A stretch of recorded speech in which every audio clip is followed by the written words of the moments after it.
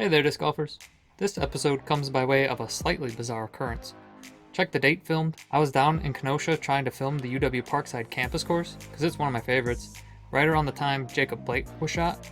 Cops stopped me on the campus, told me a thing or two. They were understandably on edge.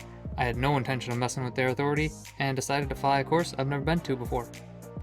Since I don't know the course too well, if any pro out here wants to put down an audio track, let's get together for an update video. Otherwise, enjoy what I've been able to gather with the small amount of exposure I've gotten.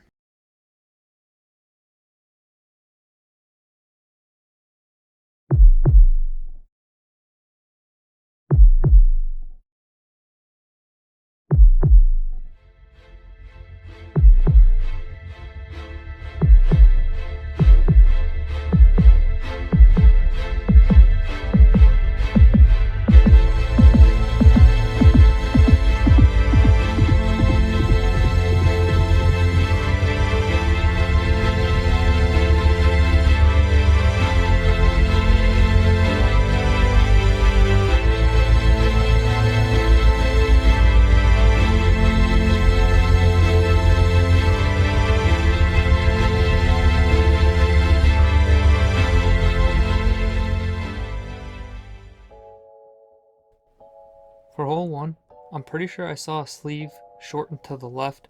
That position is relatively attackable off of the tee pad. If the pin is in the position that's shown in the video, there's really no way to get there in one. There's such a low ceiling, unless you have some sort of crazy flex forehand. I would suggest just playing a safe shot up underneath the trees, laying up and getting your 3. Hole 2 is down a path over to the left hand side.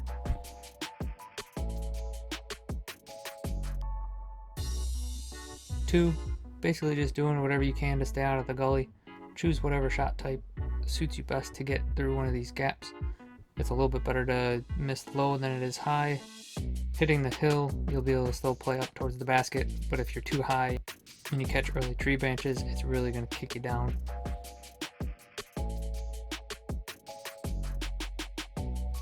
Hole 3, there are 2 pin positions and they're spread apart enough to create individually designed shots for the hole. Fly down the right side first.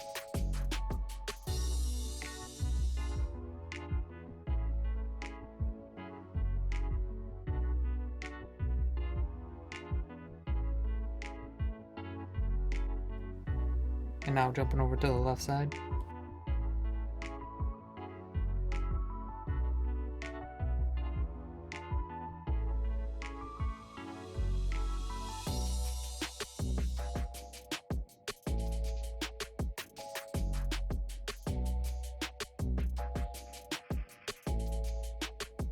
Four's got this really weird Mando tree when you're playing to the long pin.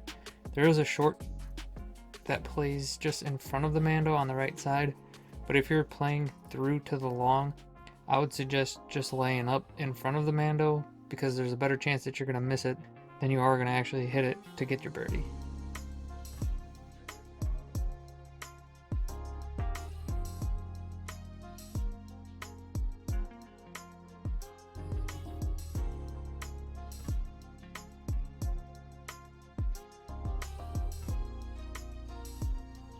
Alright, if hole 15 isn't the signature hole with its elevated basket, hole 5 certainly would be.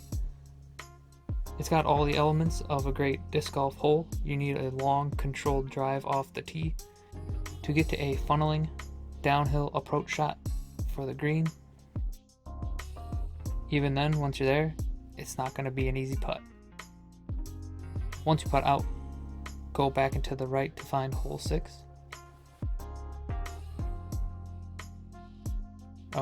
Just check the footage on this one. There's really no fair gap. Just throw it on a decent line that if it does miss the trees, it will end up getting down to the basket area. Kind of just aim for the short basket. And there is a far pin that I doubt you'll make it to in one, even though it's not that far of a hole. 7 is just to the right.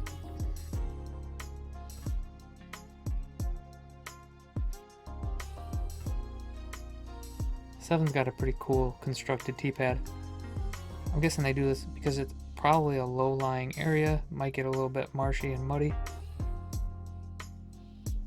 Really just trying to pump something down the middle. If you have a forehand, that would be preferred. Getting it to end over to the right hand side where the basket is. There are 2 bonus holes after hole 7, mostly short, but a good way to transition between 7 and 8.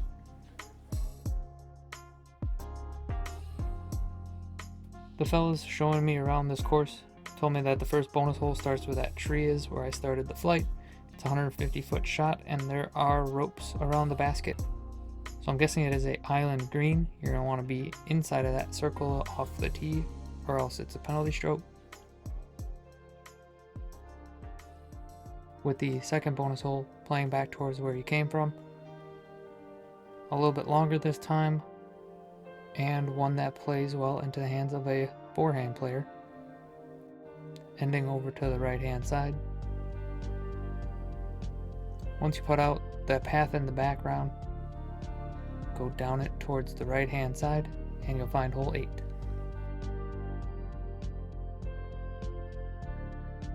As we get off the tee pad for hole 8, look in that gap down the middle.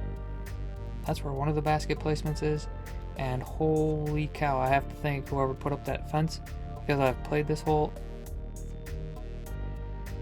and it just got saved for certain because it drops off real quick after the basket.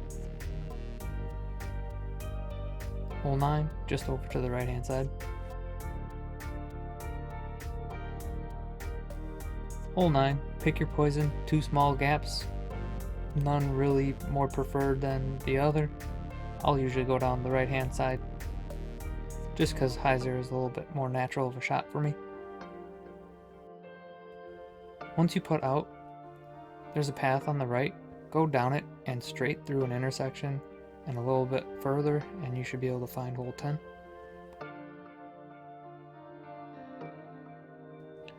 Once you get to hole 10, you're certainly going to want to scope out which basket position you're dealing with.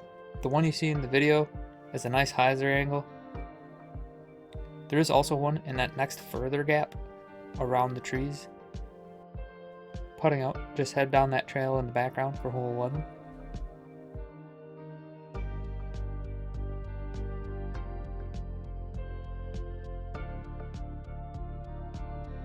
Eleven's another one you just want to watch the video. There's no real easy way to get there because you can get down the fairway to the bottom of the hill and then have a putt up at it, but getting all the way to the basket is pretty difficult. I've actually been able to get up on that ridge with a thumber over the top. If you don't have spotters, there is no reason for you to attack this hole.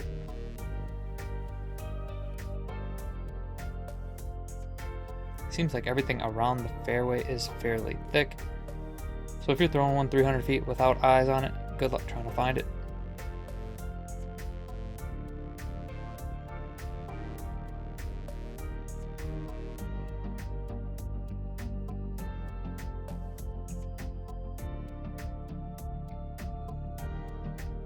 For hole 13, I did film a low angle and a high angle. I figured that the high angle gives you a little bit better insight to that right side brush.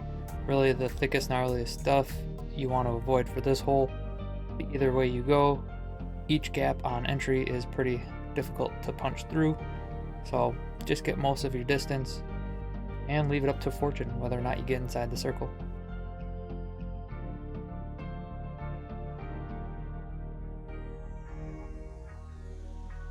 This hole leaves you with a very important tee shot. Easily a 2-stroke swing if you shank it early, or if you can get down the middle adequately with a backhand, you'll be able to get all the way down to this pin in 1.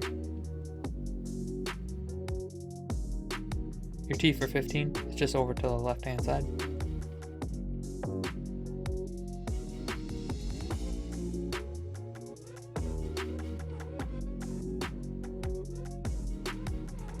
Not being too far from the parking lot. It really isn't that bad of an idea to practice your elevated putt someday.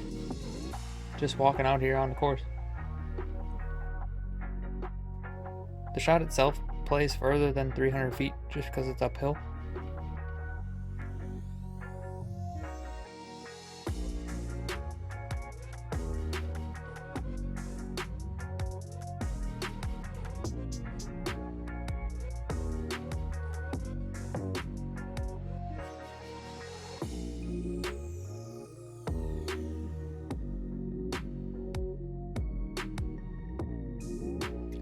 Tough shot getting all the way back to this basket position on 16. Because the angle is a little bit tighter than what a natural forehand would offer. Still worth it to put it on an aggressive line, because if you do catch the tree line, there should be an easy scramble. Hole 17, just pop over the right hand side ditch line.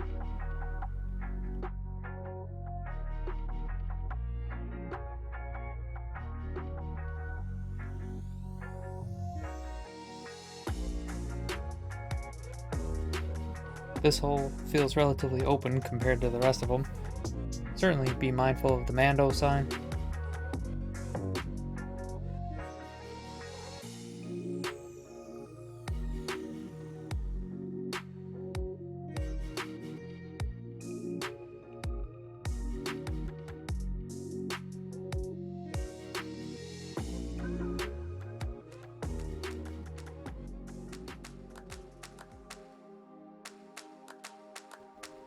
And 18 brings you right back to your starting point. Another moderately open shot.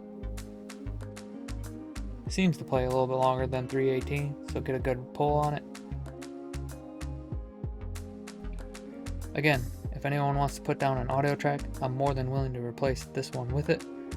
I don't know the course very well, so spread the word around. Let's get somebody who does to make this video a little bit better. But for now, be well. Remember to always throw them straight.